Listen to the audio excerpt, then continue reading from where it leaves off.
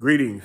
I'm Reverend Dr. John E. Jackson Sr., and I'm the senior pastor of the Trinity United Church of Christ in the great city of Gary, Indiana, where we are not just another church, but we are a culturally conscious, Christ-centered church committed to the community. We are unashamedly Black, and we are unapologetically Christian. And it's Wednesday, and I want to offer what I call a Hump Day Homily, or some midweek meditation. And so on today, June the 17th, 2020, I want us to remember June the 17th, 2015, because on this date in 2015, June 17th, 9 beautiful, brilliant Black souls, 9 beautiful, brilliant Black souls were murdered while they were in Bible study at the Mother Emanuel AME Church by a racist white supremacist by the name of Dylan Roof. Dylan Roof actually had participated with them in prayer and Bible study and then unleashed a horrifying terror upon them as he murdered them while in church, while at Bible study. Dylan Roof had studied the history of Emanuel AME Church in Charleston, South Carolina. He studied that history, and he knew how important and essential that institution, that church had been to the liberation of Black people in this nation. You see, in 1818, Denmark Vesey was one of the founders of Emanuel AME Church. Yeah, Denmark Vesey, the same Denmark Vesey who orchestrated and organized one of the biggest slave rebellions ever in history.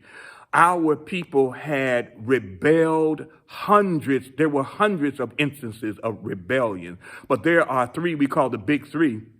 And one was 1800, Reverend Gabriel Prosser in Richmond, Virginia, organized one of the biggest slave rebellions. And then also we remember in 1831, Reverend Nathaniel Turner organized the biggest of the big three right there in Southampton, Virginia. But in 1822, Denmark Vesey, one of the founders of Mother Emanuel AME Church, organized one of the biggest slave rebellions ever in history. Dylan Roof had studied that history. And so in targeting Mother Emanuel AME Church, the history and the legacy that had been left to us, he was also targeting us with fear and dread and insecurity so that we would not embrace the rebellion and rebellious spirit that was running through, that runs through our veins, so that we would be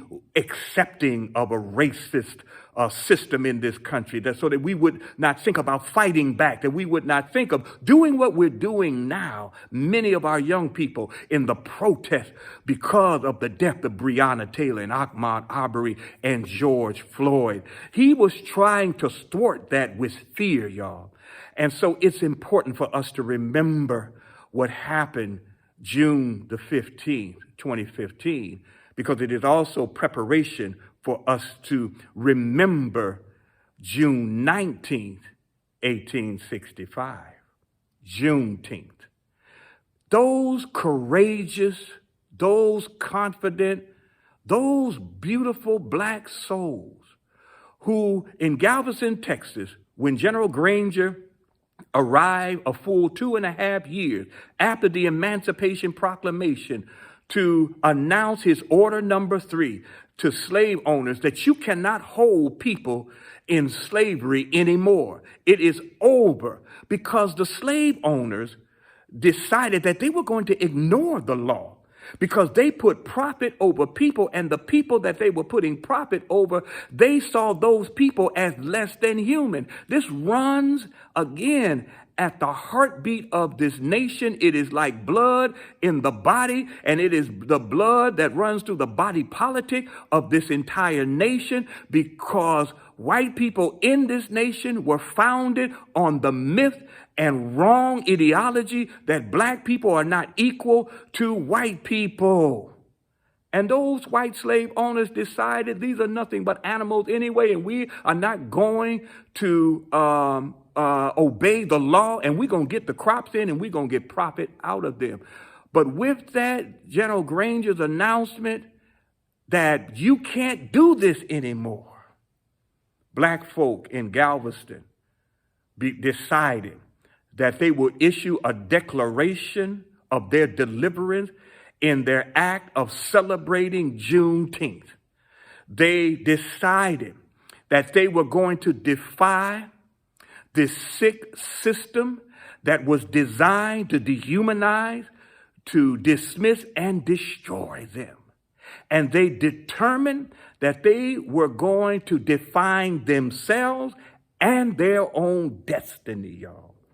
They made a declaration, and they exhibited this defiance and determination, despite the fact that though the order had been announced, where there were no Union soldiers, slave owners continue to profit off of flesh, of the black flesh, by keeping them in bondage. And black folk in Galveston knew that. They knew the threats that they would be getting. They knew the taunts and the fear that would be unleashed upon them. They knew the hate that was all around them. They knew the obstacles that were being thrown in their way just because each year they were going to celebrate Juneteenth. But they had decided to issue this declaration of their deliverance. They had decided that they were going to act in defiance of a sick system that had been designed to dehumanize, dismiss, and destroy them. And they decided that they were going to be determined to define themselves and their own destiny. And that legacy has been vouchsafed to you and to me. And so in this moment that we have now, let us not forget June 15th of 2015. And let us continue to celebrate June 19th, Juneteenth, y'all, as it has taken off all over the nation. Let us remember the legacy that has been left to us of declaration of our deliverance, defiance of any limitations and any policies that are designed to dehumanize, designed to dismiss us, and designed to destroy us. And let us act in determination to define ourselves and our destiny. God bless you. God keep you. And always remember, I'm so glad the tomb was empty. Be encouraged.